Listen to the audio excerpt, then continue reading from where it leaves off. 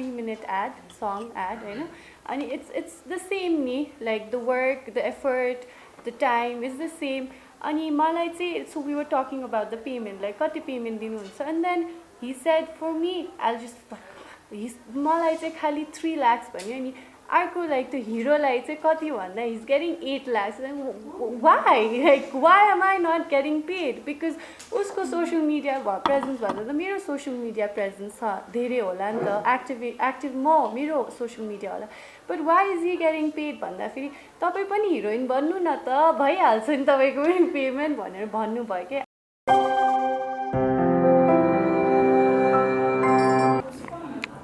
But I think there is a difference between just having representation, because 1991 Constitution we had 5% women participation in the parliament. Come fast forward to 2017, now we have 33% at the parliament and we've got 40% at the local level. So there is a rise, but then it's one thing to, for women to be there, but then it's another thing for women's issues to be addressed. So I think there needs to be more narrative around that, because another thing that comes from our constitution again is the fact that we have a lot of gender focal persons, whether this be in schools or at ministries or divisions. So there is this focal person where you can go and like talk about any sort of issues that you may be having if you feel like you're not being treated equally. However, this is on paper. If you go and you look at, you try to have a conversation with a gender focal person, more often than not, they're not there. It's just, it exists in paper, but in reality, it's still not there. So implementation, I think, really, really suffers. And I think on the policy side also, because we both run businesses, right? There's so many things you can do, such as have companies do gender workshops to make people more aware of gender issues. And recently, Trisha and I were both part of the Vagina Monologues. And to people like us who actually read so much on our own, the fact that we learned so much in the past 3 months made me realize that there are, you can actually fast forward learning by bringing in an outside source, because honestly, college degrees, they're not even valid for this. The education is not even valid for 4 years. Every 4 years, like a good college will have completely changed their curriculum. So if you've been out of college for 4 years, you need to start Googling a lot right now. Or reading a lot. Or 10 years. Right. Now, what I really want to know is, practically, regardless of how much we talk about policy, how much things we can change, we have been through this every day, almost every day of our lives. Men too, whether or not you have been able to see it or acknowledge it, there's so many ways in which men are also discriminated against by their gender. And I was saying this earlier today as well. One of my friends, he's dating someone in his 40s, and he is wealthier than most, and his family has constantly accuses the woman of being a gold digger. And I know possibly everyone in this room hates the term, right? It's like, yeah, the woman's just there for your money, or whatever it is, the notion of it all. But he says to me, am I that bad that a woman can't? Does my family think that I'm that terrible of a human being that a woman can't see any value in me other than my materialistic position or what I can provide to her? And I said, yeah, that's how you and that's how men suffer from the patriarchy. You have a double burden to provide, because honestly, we're still at that point where, and I told him this, we're still at that point where, I could just wake up tomorrow and not work a day in my life. And a lot of people in my society would accept it. But you couldn't do that. So in that way, there is a sense of privilege or discrimination there. There's so many ways in which men suffer too.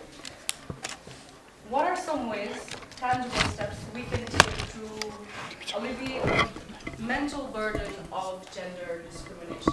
And I want to give this question to Trisha because she thinks a lot, and I hear a lot about her thoughts. Tangible steps we can take to alleviate our mental burden of gender discrimination when you go through these little, starting from in the morning. I mean, not us, but when I used to take a microbus, there'll be like someone, you know,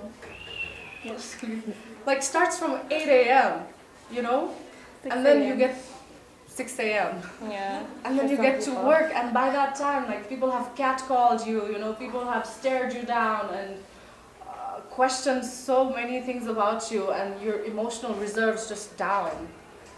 So what do you do to combat that kind of mental burden of gender discrimination in daily life? For me, what has worked is having a group of strong individuals that have been a part of my support system.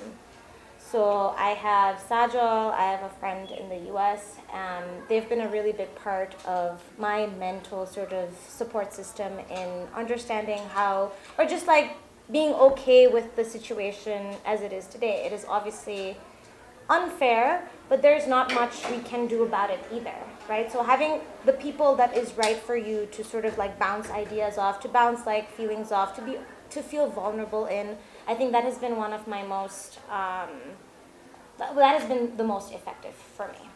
Having a strong Group of people, like it doesn't have to be like one group of people, it can be multiple, but having several individuals where you can feel very comfortable being vulnerable around and being yourself around. I think that has for sure helped me. Do you guys want to add to that? How have you guys coped? Well, I have gotten a lot of criticism, but I think it depends on individual level, their coping mechanism, on how they deal with it. So I think you need to get constructive criticism and apply it, so you can progress. But if you get literally useless comments or criticism, then you just need to not judge yourself because of other people's opinion, because that's not yours. I've had a lot, so I've experienced it the hard way. But of course, Miro, I think you need to surround yourself with people who match your thinking level, who can support you, who are your real friends. One of my really good friends always tells me that your surrounding defines you and your thought process. Okay, so I've kept that in my mind, and I apply it, and I do not let other people's judgment bother me, but I take constructive criticism so that I can improve myself. Yeah. I think just to add to that, and off of both your points, it really depends on who you surround yourself with. And I think personally, it's very important to come from a family that supports the things we do and encourages us as women, as boys, as whatever, just encourages us as human beings to progress. And I think that's very important. But I also think it's very important to step up and speak up about a lot of things. So it's important to call people out when they're wrong, because most of the time people are catcalling or doing things that they are, and people won't even realize that you're not supposed to do that. Or I've also, like Sajal was saying, men too are equally burdened by this patriarchy where they are supposed to be a certain way and where we expect them to be a certain way. So I've had friends tell me that I've also been catcalled, and you know what, sometimes it does feel very dehumanizing, degrading. Yeah. So it works both ways. I think we need to be conscious of that, and just to each their own. Just have more respect in the world. Yeah. I think, I'm just going to add some stuff, but the infrastructure around which that women feel safe does not exist as much. So just kind of working off of what you're saying, what if I don't feel safe enough to kind of actually stand up for myself? Then what? Absolutely. I feel like we're in a place where we aren't safe to do that. Yeah. So how should, you know what I'm saying? Yeah. The infrastructure doesn't allow for that to exist. So how do we either protect ourselves, or how do we ask for that infrastructure to be available? Yeah. And if you don't have a supportive family. Yeah, what happens when you don't have the family support? Or what happens if you don't have the government support? Yeah, we have the laws, but the social sort of the social aspects of it doesn't support us. So then how do we It how doesn't do we add do up. that? Yeah, it doesn't add up. So Yeah. I mean, that's something that like is also there Yeah. to think about, right? Yeah, Like, and what you raise also is like, what we call multiple and intersecting forms of discrimination, where Sajal, right up, you said with a disclaimer that we're all from Kathmandu, we've grown up yeah, there. exactly. So it affects different people differently, and it's important to be aware. But in the course of sharing personal experiences, that's one. But of course, I mean, Trisha, I absolutely agree that there needs to be these support structures in place. It needs to be a safe environment. And that again, I think the report that I was talking about on social norms is actually really interesting because it finds that, the way we've grown up, not just in Nepal, but the world over, is really prejudiced against women. And so we need to work on creating positive alternatives for females, for men, for gender minorities, so that it is, a better world. Yeah. Can I add something? Yeah, please do. I also believe that it's important to bring men into the Conversation. the conversation and the Yeah. framework. I feel like so going back to your family question, we don't teach our men to be empathetic, which is such a sad thing because that is so important in bringing them into the fray. And if we bring the men into this conversation, then it's like 100%, or let's say 80% of the population that is going to be forward to be like, okay, there are certain marginalized women or marginalized people in general, and how do we support them? Yeah. So I think it's interesting that we live in a world where the privileged are just have that blind spot and so are comfortable in that blind spot, and we've somehow barred this privileged group of people to even be empathetic, Yeah. I think that would be pretty accurate. right? Yeah, Yeah. because I've talked to many men who have empathized a lot more with women's causes and gotten flack for it from their friends, from their male friends. For sure. Because it was too feminine. Oh, what Yeah. are you talking about? Yeah. So And feminism is considered really negative in Nepal currently. I don't know if you guys feel that way, but I feel like whenever somebody talks about feminism, people are kind of Right. like, no, I'm not a feminist. right, it is because when it started, like Mahila Baat Ko Abhiyan was pretty much, it started as a movement against men in Yeah. many ways.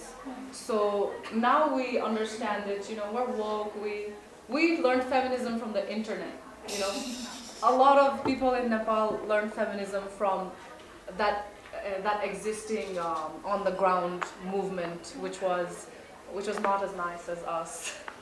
Yeah. I really like what Niti said, and I would like to emphasize that thing about not taking other people's opinions and definitions very seriously, or not welcoming it. And we talked about this while talking about the panel. The thing is, when we continually allow praises, and this is only what I believe, if you keep taking praises like, oh, Sajal, you're amazing, Niti, you're amazing, Trisha, and you're like, thank you, you keep taking all of this validation, external validation, but when that external validation turns around negative, like completely, oh, you're horrible now, you're stupid, you look quite fat today, or all of these things, because you're used to allowing their opinions affect you and change your opinions. You can't help but, it erodes at your confidence. And I strongly believe that in order to combat that external invalidation, I should be very careful when I even accept praises. I mean, being confident on my own within my space is one thing, but allowing that kind of elevated, like, oh, you're on the panel, you guys are amazing, you guys can teach us something. I think you have to be very careful about Validation. biases, right? Just to add that. So, what do we think are some of the existing ways for society to address women's challenges in the post-2020 workplace? More of what should happen and more of what should not. Okay. Women, right? Yes. So a human development report was launched in 2019, and it shows that at today's rate, it will take us 202 years to close the gender gap, right? Whereas the targets are supposed to be met in 10 years' time. So clearly there's a lot that needs to be done. I also want to go back just to emphasize on the laws and policies that they need to be implemented. And like Trisha was pointing out, that there needs to be alternatives in place, there needs to be safe spaces in place, and all of this needs to trickle down from the policy right at the grassroots level. So this is absolutely important. And I think a good way to probably do that is to have academia back it up, have studies. For example, a lot of studies will tell you that women's enrollment rate at secondary school level in Nepal is at 29%. But they won't tell you their dropout rates. And so I've met a lot of these girls at the villages, and then they'll say, oh, you know what, I didn't go to school today because I needed to go to the farm, or I needed to take my cattle around, or I needed to cook for my brother who's come back from working in India. So these exist at the grassroots. Academia should, I think, also be very forward-looking, and like to Niti's and Sajul's points about digitalization and what that means for women. I think it's time we start designing policies for that already, and trying to think of, artificial intelligence, machine learnings are, yes, advantages, they are the future of work, this is how the world will move, but then what are women's roles in it? What are men's roles in it? How do we get more women in science, technology, maths, arts, right? How do we do that? So I think academia and policy needs to go hand in hand. Second, I think we need to promote more alternative role models. And here I also want to highlight, people like Malala and Greta have shown us that leaders don't necessarily have to be a certain way. They can be very young, they can be very innocent, but they can still be leaders. And I think this is important for us to internalize and have more intergenerational dialogue, because as much as I, don't want to say it, or maybe I should, because it is an ageist society we live in, right? Because if you're older, you're probably more respected. In Nepal, this is how it is. More credible. Yeah, more credible, just by virtue of your age, which kind of is sad. So if you have more intergenerational dialogues, I think that will kind of get a more youthful perspective, and also because these guys are the ones who are going to be facing tomorrow's challenges. So it's imperative that at least they have a say in that. I think at a personal level, we need to check our own biases. Like, whatever the panel has been highlighting, we need to be conscious that we're not doing, anything that's perpetuating gender inequality. And I think that's a commitment that each one of us can make here today. And I also just want to emphasize that, all of us are here, the men are here, the women are here. We've had a certain degree of privilege, hence, we've been able to come here, attend this, had the time to spare. So utilize that, embrace that, know that, the true wins for gender equality is not just women going to school, getting a good degree, but also the men, because school is where socialization happens. School is where men can learn about, helping out at the house or whatnot. So it's imperative to, I think, realize all this, and also realize that as we go forward, there is a gender continuum that exists, and we're not saying women and men anymore. We're saying, LGBTI community. How does that affect the dynamic? So I think all of these needs to be taken into account. Can I add?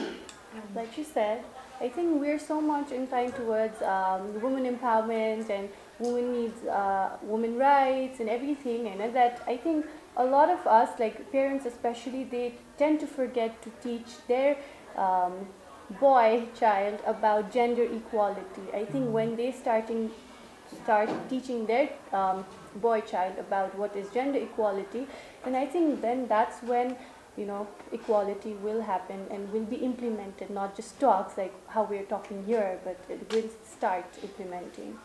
So it's not just about empowering women, but also teaching the male child about what gender equality is, so that our roles are not given like keta manche bhayopachi blue, keti manche bhayopachi pink bana jasto haina. So we need to start from their early childhood. And it's also about teaching the male adult and the female adult, I would say, about these things, right? Yes. Sorry. Yeah, because I see a lot of Facebook mascot posts like baby shower, which is not in our culture, by the way, So केटा भयो भने चाहिँ पुरै blue बलुन्सहरू लाग्या हुन्छ, केटी भयो भने चाहिँ इट्स अ गर्ल भनेर पिङ्क बलुन चाहिँ वाट इज द्याट हामीले आफै नै जेन्डर रोल्सहरू Assign गरिरहेको छौँ होइन.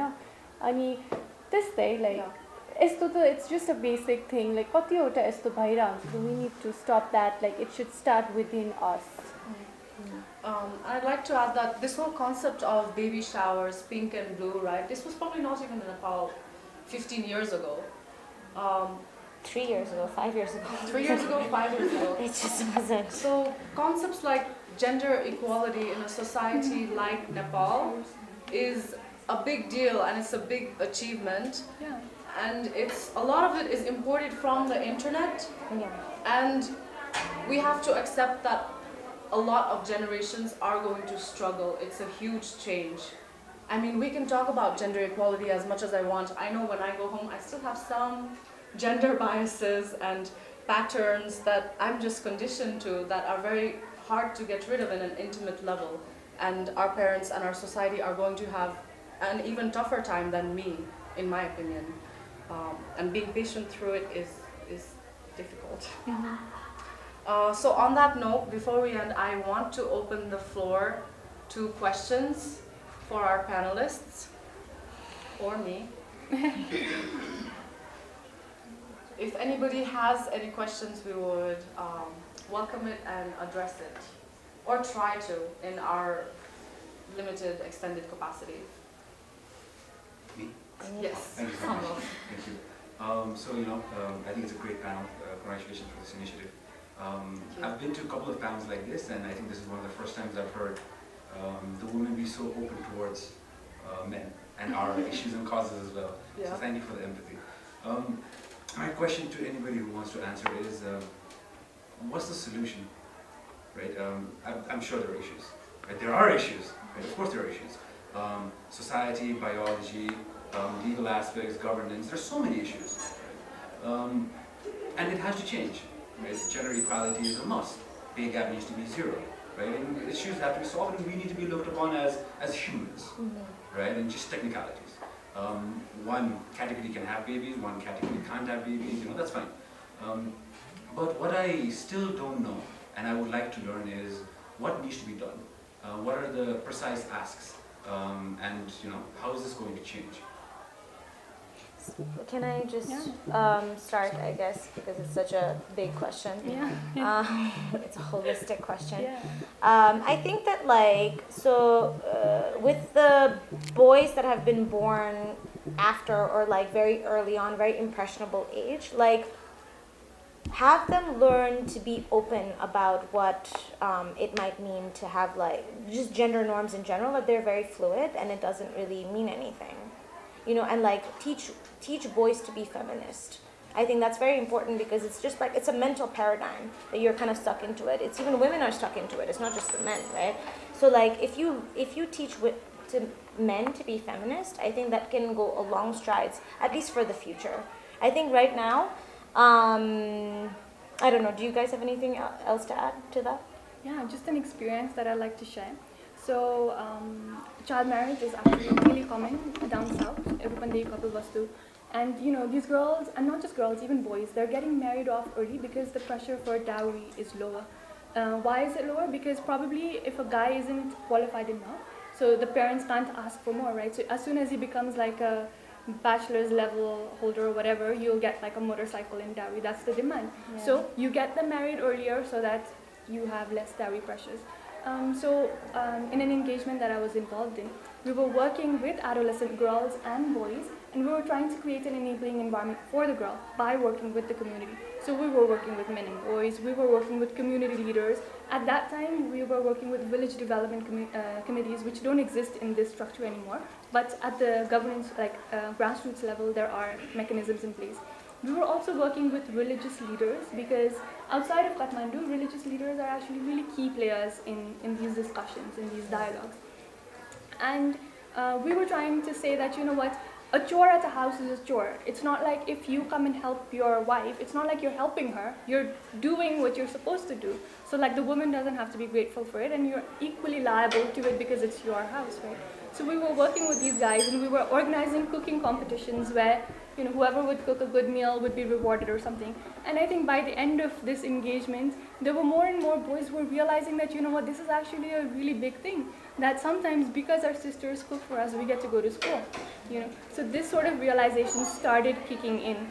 And I think this was just a small step we did, and just bouncing off of what Trisha was saying. So I think being more hands-on at the home, I think would be a great start, and being more accepting too. And media can play a big role, by the way, specifically to you. Media can really play a big role in sort of shaping the sort of zeitgeist of the times today. So like, just encouraging stories that are coming out there where like there are women leaders, there are women sort of entrepreneurs, and that's what the Hot Bazaar is about, right? So like sort of showcasing those kind of events. I think Nepali Times did like a really amazing thing where was it like a feature of all the women editors and all the women sort of like players in their media houses? I think that was a really good thing, right? To be like, okay, so yeah, these are things that we take for granted, but there are women behind all of that. And so encouraging that and like empowering these women is also very important, not just for your organization, for people, but also for people to see that they could be engineers, they could be like doctors, they could be anything. And I think other things, I've already mentioned the gender workshops you can do in your offices, but also there are, for example, I think Iceland has the least gender gap, right? And they have policies such as you can sue companies if they don't provide women with equal pay for the same amount of work or qualifications. And maternity leaves is also menstruation leaves, and I think some companies in Nepal do that. Maternity leaves, there are some countries who have mandatory maternity leaves for fathers as well, and it has to be the Paternity equal amount. leaves. Right, for the male or female or both parents, let's say. There are some countries, I know in Australia, because my sister lives there, they actually give an amount like, let's say, 5 months or 6 months, and you guys share between you. So that, So it's like a family unit-oriented sort of leave. So then childcare leave. Yeah, so then people can decide, depending on, I don't know, maybe who earns more or whatever, right? Yeah. And I will say that things are getting better in the sense that I think the World Wars 1 and 2 showed a lot of countries that women can be, for example, amazing jazz musicians. That's what happened in America. And women can be good mechanics, good all of these things that women had to be once the men were gone, And that's the same case that's happening right now in Nepal because of remittance, the remittance economy. Yeah. If you go to villages right now, like it's all run by women. Yeah. I'm not saying all of them, but at least I've seen that's been my experience. 25 to 50% more for sure. In my recent experience I went to Bardia, so I met a lot of women just उहाँहरूको husband say they were out of the country or जो violence मा पर्नु भएको household violence, so they were doing their own thing and they were earning, and at the same time they were taking care of their children's education and their daily life. So that was really amazing. Yeah, so I think we are, as a nation, getting educated on gender ability, right, as a whole. I think we are headed towards that goal. Thank you for that question. Let's take another. Yes, please. Thanks very much. It's really inspiring listening to you all. And I think that if you can push for maternity leave and paternity leave, that will be something that will make a huge sort of paradigm shift. The question I had is very often media, especially international and national media, focuses on the issue of childbirthing. But before we even get to that point of what childbirthing is and women staying in huts, you can see that the roots of it are how women are treated. And I feel that many women, because I know even within the environment that I work in, many women are constantly being faced with that at home. So my question to you is, how are you as individuals changing the norm around how women are being perceived, whether it's during their menstruation or after they've had a child, so that they're not being asked to not go into the kitchen, they're not being asked to not attend a religious festival because they've got their period. How are you, and if you are, managing to change those small steps before we even get to the point of childbirth? Recently, I had this experience. I was menstruating, and my uncle we have this celebration at home, and we do puja before we enter a new house. So he recently shifted, and my mom told me that I'm not sure if you can go or not, because I randomly told my aunt that I was on my periods. So she was not sure, because in my house we do not follow it, but in somebody else's house we were not sure, if they would mind or not. So I didn't go, but I was really regretting. I should have gone, but I was questioning to myself, what if they're offended, right? So I did not go. But in my house, like, I do not mind going to Puja Kotha, or I do not mind going to Pashupati Nath, because there's त्यो ला मलाई पाप लाग्छ कि भन्ने हुन्छ कि गयो भने there's something about it, because it's being just passing down from it's our conditioning. So हाम्रो मामुले गरिसकेपछि त अब हामीलाई पनि त्यही pass down भएर आइरहेको. But if I continue that, then I'm going to teach the same thing to my children. But if I stop now, then maybe it will not be continued. So that's just my personal opinion about it. I try to set boundaries and try to stick with them. So like, I think I don't have too much of a problem with menstruation as much, but like there's this whole idea of like, oh, you shouldn't stay out late at night, or you shouldn't there's so many, like, you shouldn't drink, or there's so many rules around how to be ladylike.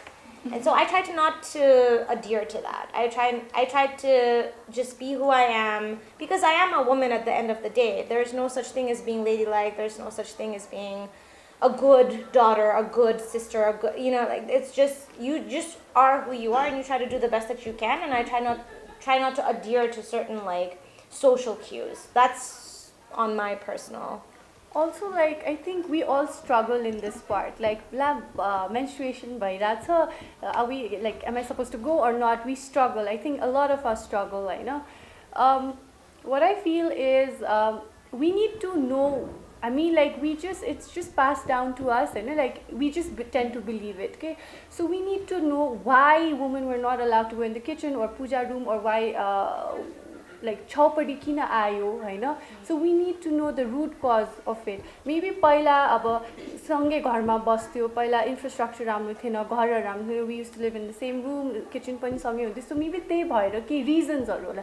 But now we have everything we want. We have separate rooms, we have sanitary pads, Hahn? It's changed now, Hahn? So changing environment मा we need to adjust ourselves, okay? So त्यो पुरानो जमानाको त्यो rule अहिले imply गर्यो भने त I think we're wrong, okay? So we should stop struggling that, okay, periods मा छु भनेपछि पूजा कोठा जानु हुँदैन. के भयो त? We have sanitary pad, right? So त्यो पुरानो कुरा चाहिँ अहिले चाहिँ I think we should not imply जस्तो लाग्छ. If you're all struggling like I was struggling before, then I think it's all right, That's what I feel. I don't know about you all. So for me, I've actually had these conversations with my parents and my uncles and my aunts. To be honest, I've pretended many times to have my period when I haven't, so that I could avoid. Yeah, that's exactly what I do. So maybe I'm not the right person to ask it.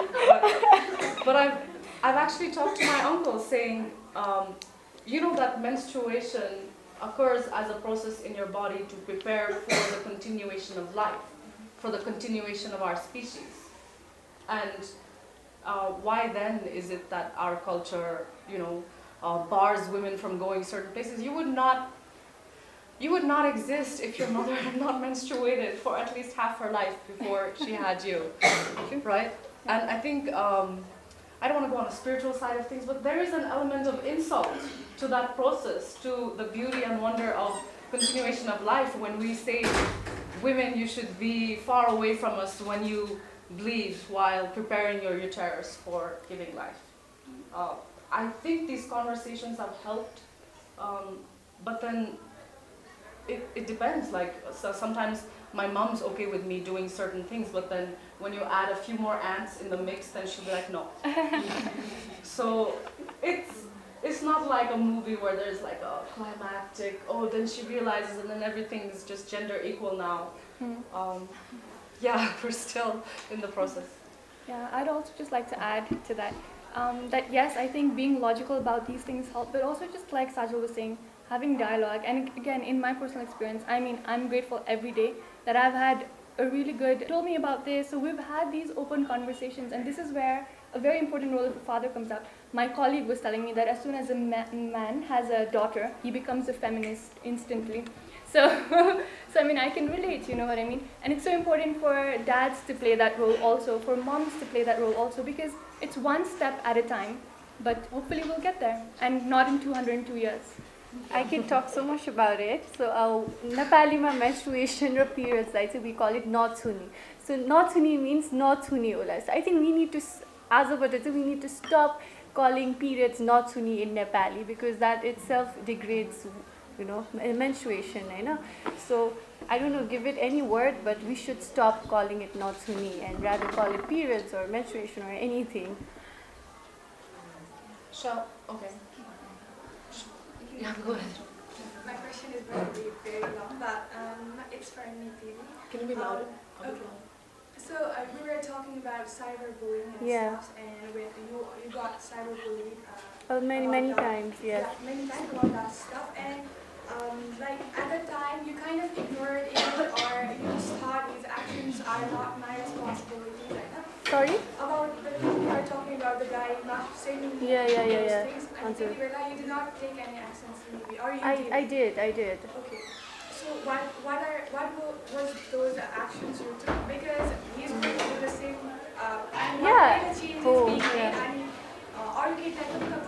Yeah, if it was me, of course he might, or any other guy might have the guts to do it to anyone, I know. So what happened was, unfortunately, I was with my parents and we were having dinner at a restaurant. And when I was so shocked, and my mom was just beside me, I didn't know what to do, I know. So I just, so we tend to block or we tend to report, I know. So मैले चाहिँ के गर्छु भने मैले screenshot गरेँ त्यो मान्छेको profile को स्क्रिनशट गरेर I put it on my story saying, okay, this guy just did this to me, but please report भनेर. But I think that was a mistake, because when people report, then the account automatically gets blocked, you know. So I was not able to find out who the person was. अनि another thing is, आजकल social मिडियामा यति धेरै मान्छेहरू users हुन्छ, अनि अब so fake account हो कि रियल अकाउन्ट हो भन्ने कुरा पत्ता लगाउन सक्दैन, बिकज एउटा मान्छेको पिक्चर राखेर अर्को मान्छेको नाम राखेर some third person will be using it. You're not aware about it, I know who the actual person is. So I called the police, 100. They transferred my call to cyberbullying. Your number ma call गर्नु. Then I called that person. He said, "ए यस्तो भएको अर्को नम्बरमा कल गर्नु." So त्यो accessible भएन के छिटो, like एकचोटि कल गरेपछि यस्तो भयो भनेपछि serious action लिनुपर्छ नि त. तर मैले त तीनचोटि कल गर्नुमै I was so fed up by the time, and त्यो account पनि block भइसक्यो. So I was like, okay, this happened. So I think I just need to aware people about this, and I couldn't do anything. But I wish what I regret is I wish I didn't ask people to report it. Rather, like सीधै cyberbullying मा गरे त्यो link दिएको भए maybe the person would have, I could have known who it was, and maybe I could have taken some action, but that didn't happen, unfortunately. But I think social media is such a place where you interact with so many people, and you can't avoid it, but you need to filter people. Okay, social media it's just a bubble. Like biano uche social media herio, belka sutnu agari social media herio. So we even news pani हामी social media बाट थाहा पाउँछ कि accurate news channel बाट नहेरेर.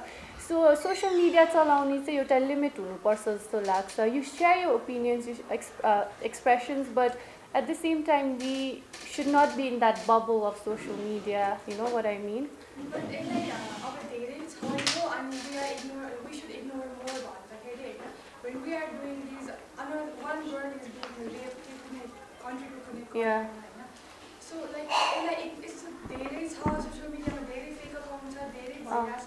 आफूलाई safe राख्ने, आफूलाई mentally prepare गर्ने, के action हरेकलाई respond गर्न पनि सकिदैन. Yeah. At the end, when we think about it, one girl is being raped every 30 minutes, yes. in every corner. त्यस्तो कुनै सल्युसन छैन त्यसको infrastructure I mean, social media bhaneko hera bhayini, it's just a place where you express yourself, you give out your opinions, and it's just like, it's a source of entertainment. Now it's become like a place where you express your opinions, you know. You can we can create awareness, you know. But social media may hook up garera, like social media like today, they're not responsible for it. Okay? Maybe like the government should be responsible for it to make certain rules and regulations. That कि एउटा perpetrator मैले यो काम गरे भने मेरो consequences यस्तो हुन्छ भनेर डराओस्. So I think हाम्रो government should be strong and individual level मा चाहिँ I think we need to have this restriction. You know, like मैले यो काम गरे भने यस्तो consequences हुन्छ भन्ने चाहिँ त्यो individual level मा हुनुपर्छ जस्तो लाग्छ. Because social media भनेको it's just that you know like express yourself. That's it. And also, it's such a huge question. I feel like it should be the government answering it and not us actually, you know. I mean, it's a huge question.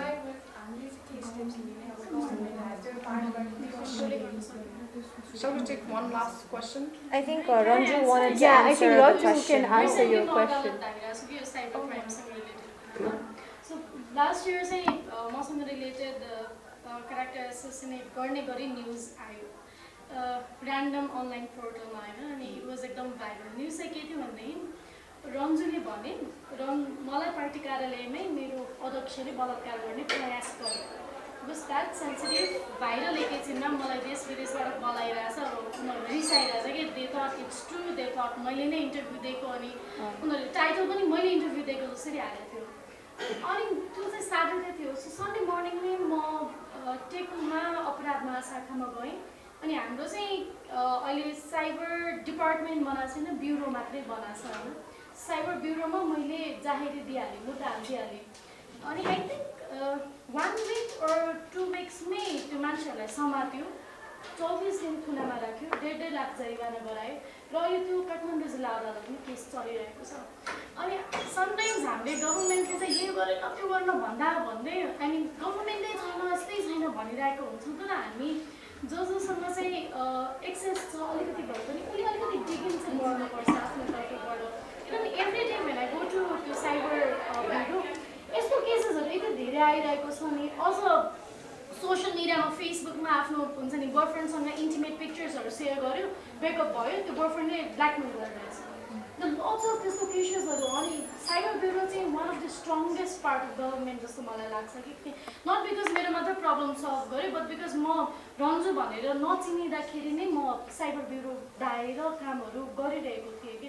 So I think हाम्रो individual लेभलबाट पनि अलिकति के चाहिँ government अथवा स्टेटको through भइरहेको छ mechanism के छ हामीले हेर्नुपर्छ होला. अर्को चाहिँ I quickly add on to it. अनि कुनै म चाहिँ आम टोटली स्ट्रिक्ट अन इट होइन. जस्तै मेरै फलोवर्सहरूले पनि यदि कोही सेलिब्रिटिज अथवा कोही मान्छेहरूलाई चाहिँ कमेन्टमा एकदमै हरासिङ कुराहरू लेखिरहेको छ, डिमोटिभेट गरिरहेको छ भने म उसलाई त्यसको स्क्रिनसट गरेर हेर्नुहोस् तपाईँले यस्तो यस्तो लेख्नुभयो, now I can no longer be friend with you भनेर मेसेज पठाउँछु कि. अनि सरी भन्छ, यस्तो भन्छ, उस्तो भन्छ. At least I am doing that from my part. अनि चेन अफ पोजिटिभ कमेन्टर्सहरू नेसेसरी छ. If you go to my page होइन यति धेरै नेगेटिभ कमेन्ट्सहरू छ, पोजिटिभ कमेन्ट 2-3वटा होला कि. तर जो हामी चाहिँ पोजिटिभ छौँ जस्तो लाग्छ नि, हामीले कहिले गएर त्यो कमेन्ट सेक्सनमा गएर पोजिटिभ कमेन्ट गर्ने करेज गर्छौँ त. Negative people are doing over time, positive पिपलले त आफ्नो दिनुपर्ने अलिकति टाइम पनि दिएको छैन. सो आई थिङ्क यो गर्दाखेरि चाहिँ के सल्भ होला कि. I also think it's a combination of government, civil society, as well as individuals. Okay? I think like going to what Ranju said, Sunny, government, it needs to be the person that gives us the impetus, but even in Nepal, they don't give us the impetus. And that's also, the impetus means like a push forward. Like a push to sort of like, impetus means like a push to like sort of encourage the people to do something. Like taxes is like a push to not do something, or and subsidies is a push to do something, right? It's an impetus to kind of push the society to like move forward or step back kind of a thing, right? So obviously the government, normally in other countries in a functioning democracy, the government is usually the person that puts the impetus, but like I think in Nepal's case it doesn't. So therefore the civil society, individuals need to be the ones that step up. Okay, exactly. That's actually when businesses, social enterprises, this is an opportunity for them to kind of step up and be like, hey, like, how do we prevent this from happening, right? So I think in terms of, I'm sort of like pulling things together from all the questions that have been asked before, but like in terms of like catcalling and stuff, right? I think Ujalo did like a Ujalo Foundation Nidor app, right? That was not encouraged by the government. That was a civil society / private individuals that came together and said that I'm going to put this app together where like I'm going to show the face of the person who actually was the catcaller, and once we put them into a public like format, then they're going to be discouraged to catcall, right? Like in terms of, in the US, it's like the police cam.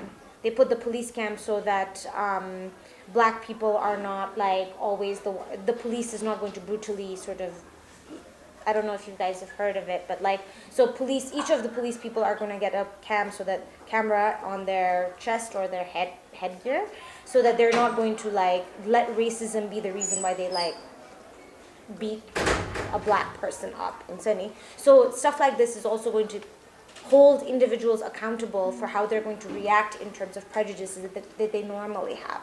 And when we think about gender dynamics, that is a prejudice, right? Men and women have that same prejudice. How do you prevent normal people from having that prejudice in Sydney? So can we like make people accountable to that? So there's Ujalo Foundation has taken that responsibility to make these kind of like interesting apps available as well as. So I think civil society could also very much be a part of that conversation, as well as government, as well as individuals. So it's a combination of all three of them kind of coming together. Sina. This is just a point that I wanted to raise in this room because I think there's a lot of people who care about this right now. One of the most sort of prevalent discussions we've been having in Nepal is about Gharti and your menstruation and thinking of it as being unclean. From my understanding, the origins of Gharti comes from our myths, going all the way back to like Shiva and Krishna, and sort of a dirty thing or a bad herb that they had that they then put into a woman and it came out in the form of your period. So if you were to take away certain parts of things that have made Nepali culture or who we are today, how do you pick and choose what you keep, and how do you like pick and choose what you take away, and then what does that mean for what we're going to turn into in the future? That's a really good question. I can only answer that personally. I usually pick and choose the stuff that makes me happy, and I discard anything that doesn't make me happy. I think that's the way I sort of like decide what is good and what is bad. I'm recently struggling with the idea of a good daughter, a good sister, a good wife. I'm not a wife, but whatever, partner. Like a good partner. I've sort of discarded that idea out of sort of my dictionary, and I'm just trying to see like, okay, what makes me happy? And I keep the things that make me happy, and I discard the things that just don't. That is my personal way of doing it. I don't know about the three of you. I think it's so easy to call ourselves Hindu or Nepali, right? But there's this really nice slam poetry, spoken word poetry by Ujjwala Maharjan, where she talks about, my language is not just Nepali, it's Korean films, and it's the weird talk in Basantapur, the Newari tongue in Basantapur. So I feel like, yes, Hinduism, this culture is just one side of my personality, but I think right now our identities are so mixed and so specific, so individual, because God knows what kind of websites you've been watching. So it's I think we're actually heading towards a direction where we're starting to accept that we are made of just Hindu or Nepali or certain hobbies or certain expertise in academic background. I just want to add to that. I think we absolutely do pick and choose parts of our identity, but I want to recall an experience where I was like fascinated with this whole thing, and I decided I want to do like a chat with the priest and then like talk about Hinduism because I didn't really know too much. And so we started doing this on a regular basis. This was this priest, and then he would come over and like, you know, he'd tell me about all of these things that Hinduism really tells you. And to the point when I started questioning stuff, we had to like cancel the classes, you know. So what I learned then is that the values or the religious things that we have are so entrenched that they're unquestionable, right? And especially to a certain section of the society, maybe like the older ones or the ones who are already entrenched in the society. But for us, you know, we do see the world in dynamic ways. There are different aspects that define who we are. So it's important that we take all of that into account and maybe be who we are. Yeah. I also think boundaries are very important. Like knowing what your boundaries are and kind of not letting other people and yourself violate it. So that requires a lot of self-reflection and self-awareness that normally I don't see around anywhere actually. It's not just in Nepal, but even in the States, like my friends in the States, we just lack self-awareness in general. But having boundaries, understanding where the boundaries lie, what is close, what is far, and like sticking to it. Yeah. That's my personal. I'm going to wrap things up. Yeah. And on that note, also we are, like I said, transitioning way faster than any other generation had to, right? Just with we didn't have TV. I didn't have TV while growing up until I was like 5, 6 or something, and then there was internet. So our parents and we are having to adjust really fast. So a few things that I really liked from this panel that I would like to mention while we summarize. The double burden for women in society today. She had a final question. Okay, I think we like the talk enough to do 5 minutes. Okay, so it is a combination of 2 questions. So firstly, I would like to ask, what challenges have you personally faced in advancement of your career and in leadership roles just because you were a female? Interesting. I think we should ask this question to Ranjan. But there's another part to this question. So, especially when women are a minority, I think not everyone, but sometimes they tend to be seen as an object of romance or damsel in distress, and they get special treatment for a while, and then it reverts back to like a non-human behavior. So what do you think that an individual female can do to avoid such circumstances? Does anybody want to take this? Go ahead. Go ahead. So I have very bad memory. So what was your first question? Gender. Just because you're a female, like, what challenges have you faced in your As career? in gender. Just because you are a female. What I can challenges have answer. you? Yeah, you can answer that. Okay. So I've been in the media quite 2013 देखि and recently I don't want to mention the company's name, but then I was doing this shoot with a very famous Nepali actor. अनि हाम्रो चाहिँ भनौँ न एउटा ad को लागि it was like a 3-minute ad, song ad, हैन? अनि it's the same ni, like the work, the effort, the time is the same. अनि मलाई चाहिँ, so we were talking about the payment, like कति payment दिनुहुन्छ, and then he said for me मलाई चाहिँ खाली 3 lakhs भन्यो नि अर्को like the hero लाई चाहिँ कति भन्दा he's getting 8 lakhs. Why? Like why am I not getting paid? Because उसको social media presence भन्दा त मेरो social media presence धेरै होला नि त, active म मेरो social media होला.